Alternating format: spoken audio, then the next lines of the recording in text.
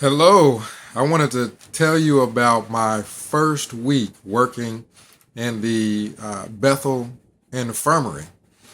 And I'm telling you, that first week was something else. I ended up being assigned to work the night shift. And my first week, I was really nervous. I remember going in and I was looking for someone so that I could find out what it was in specific they wanted me to do, because I knew where to meet and what time to be there. But as far as my specific assignment, I wasn't told what that was. So keep in mind, I was working prior to this in the warehouse and shipping and receiving. And I knew that warehouse like the back of my hand, but I never worked with seniors prior to this. So I had absolutely, positively no clue what exactly I was expected to do. So that's why when I got there, I walked all through the infirmary looking for a nurse or someone else maybe in my position that worked there, that was on duty. And I looked and looked, and I'm peeking my head in this room, and I'm peeking my head in that room, and I couldn't find anybody anywhere. So the next thought that came to my mind was, this is odd. Let me look and see if on the counter, maybe in the counter in the nurse's station or on the board, maybe they wrote my duties down so that I could figure out what exactly they wanted me to do, because I didn't know if I was supposed to call someone or what. I just assumed there'd be a bunch of nurses and people there that I could check with. So, you just envision me walking all through an infirmary, trying not to wake anyone up because it was late. I was working third. And I hear noise, out of the quiet of me quietly walking around trying to find someone. I hear a noise in the kitchen. So I'm thinking, oh, maybe that's where people are. So I go in there, and there's an elderly brother in the kitchen with the lights out. So, of course, I turn on the lights, and he's sitting there, and there is a huge, huge mess. I guess the brother tried to make some coffee, and he didn't use a coffee filter. So the actual coffee grounds were everywhere. I mean, all in the machine, all in the actual coffee pot, on the counter. Their coffee grounds spread everywhere. And he was sitting at the table. He had a plate with some raw meat on it, and had torn open. I remember he tore open a pack of uncooked hot dogs, and that was on the plate also. One of the hot dogs had like a bite out of it, and it looked like he was just chewing on this meat based off of what the meat looked like on his plate. It looked like he was gnawing at this meat, and you can imagine, I mean, it's sickening to the stomach to think about chewing on raw meat. I don't even get rare steak that often, but actual raw meat, I can imagine you just be chewing on that to try to tear a bite off. So that's what it looked like. It looked like that meat had just been chewed on and gnawed on, and a little bit of it was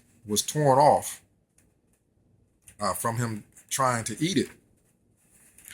Uh, so I go over, of course, I cut on the lights and everything, and I go over to make sure he didn't hurt himself, and I cooked the meat that he was trying to eat raw, and then I went ahead and just prepared, I just prepared a whole meal for him. Just went ahead and cooked him a whole meal. And as I'm cooking the meal, I'm talking to him, and I find out that uh, he had no idea, like just general information as far as what time it was, what specific day it was, and he didn't know that it was so late that he was supposed to be in bed. He wasn't supposed to be up, but he didn't know that because he had no idea what time it was. Obviously, he didn't know what he was doing because the food wasn't properly cooked when I went in. And of course, I'm upset about all that, and I'm cooking the meal for him, and he's asking me to read the text. He's talking about how he somehow missed the morning worship program because he's sitting in front of the TV expecting it to come on, and it's not coming on because it's late at night. So I cook him a meal, and I'm sitting there middle of the night reading the text to him. And after he eats, I walk him back to his room, and I get him tucked in for bed. I remember him being all tucked in. He's finally asleep, so that I could step out of the room without worrying about him getting up and wandering out. And right as I'm getting him to be comfortable and asleep, and I'm getting ready to step out again to try to figure out where is somebody else so I can figure out what's going on here, I hear TV blasting in another room. So I'm thinking, okay, this is odd. Who's blasting their TV this loud? So I go out, walk down the hall to where I hear the sound of the TV blasting. And I go in only to walk in on this big blowout argument with two elderly brothers, both yelling because one of them had wandered into the other's room. So that room belonged to one of them. I didn't at the time know exactly who it belonged to. I just walked into two people arguing that it was their room and it was their TV, and they're fighting over the remote. They're pulling on the remote, like literally a tug of war over this remote. And as they're doing it, I think that's how the TV got on, by them pulling on the remote. And then also it got turned up. The volume ended up being turned up as loud as it could be because they're pulling, tugging on this remote, fighting over the remote and pushing buttons as they're doing it. So I go in, I'm trying to calm them down. They're really upset. And I assured them I was going to figure everything out, figure out whose room it was. They were both going to get to watch TV. I had to talk to them until they were calm enough to where I could actually figure out what was going on. And I had to kind of separate the two because one of them had hit the other. As I was talking, trying to calm them down, one brother yanked the remote all the way out of the other brother's hand, and then the other brother swung and hit him. And then that's when I had to separate the two by asking one of them. One of them was by the bed. The other one, I asked him to please to just sit down for a second so that I could figure everything out and get him set up with his TV. And they were both going to get to watch TV. And needless to say, I mean, this is my first week. It was a long night. And it was about impossible to really just stay on top of everything with it being me trying to watch the whole infirmary. And of course, again, I call it a nursing home because that's what it was. In practice, that's what it was. It was like impossible for me to keep up with everything that was going on there, by myself.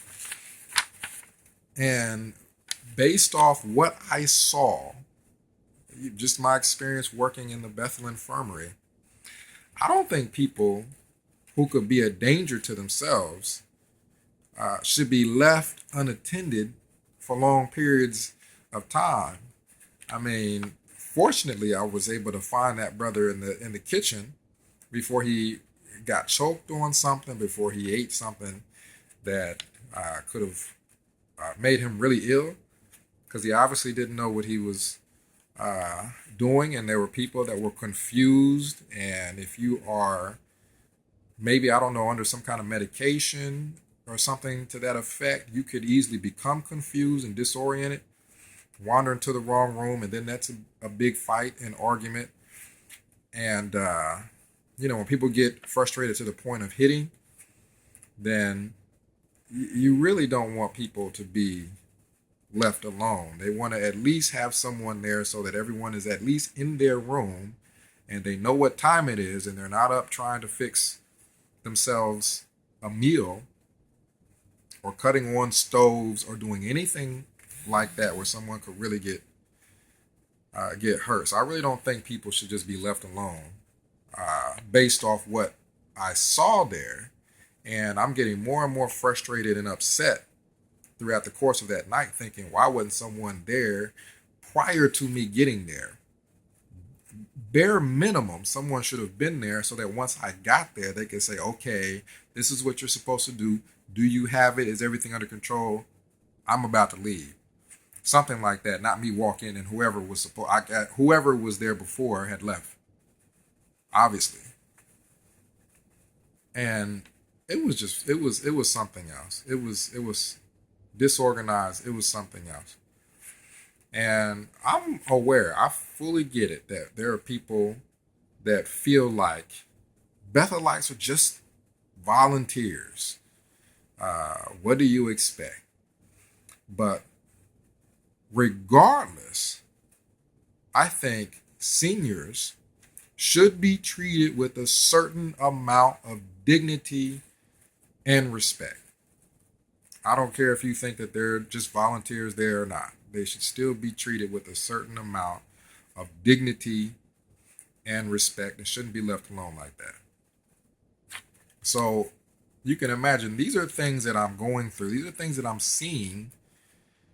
And you can't help but to see things like that and have a few questions that you want answered, or questions that just bother you.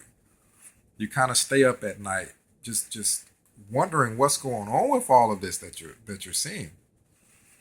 And I have a couple of questions. You guys comment down below. Let me know what you think. But these are a few questions that came to my mind as I'm seeing all of this. One question as I'm pondering to myself was, how can a person serve Jehovah faithfully into their 70s, some of these people 80 and up, and be left with nothing? Left with nothing. They don't have kids. They don't have grandkids. They don't have any money. But they serve faithfully into their 70s, 80s, and longer, and they're left with nothing. And in some cases, not even their dignity. How can that happen? How is that possible? So I'm sitting and I'm pondering that. And another question is, if this is Jehovah's organization and is just run by imperfect people, how can the standards of imperfection drop below what is acceptable in the quote unquote world? If you say, well, maybe this just happened because they're just imperfect. Well, there's no nursing home that I know of whose standards could drop that low without serious consequence. So if you say that, well, the answer to your question is they're just imperfect. Well, that's not, no, because that's just neglect. That's not imperfection. So the question again is, how can their level of imperfection be below that of secular society? And you still think, well, they're Jehovah's organization. And then another question that I thought of recently is, if you're told not to watch this video in order to cover up or hide these events, why would God's true organization need to hide anything? These are real questions I have. Answer down below if you want. Tell me what you think. You can contact me 937-607-5085. Send me a text, whatever. Skype. If you're out of the country, it's definitely less expensive to just Skype. Skype is MARCUS, the number 15973. Again, the Skype is MARCUS 15973. Send me a request and I'll go ahead and accept it. And if you want, you can send an email at BETHELITE, the number 7, at yahoo.com. This is serious. This is serious. You can't be Christian, see all of this, and think nothing of it. So let me know what you think. This is ex Bethelite signing out.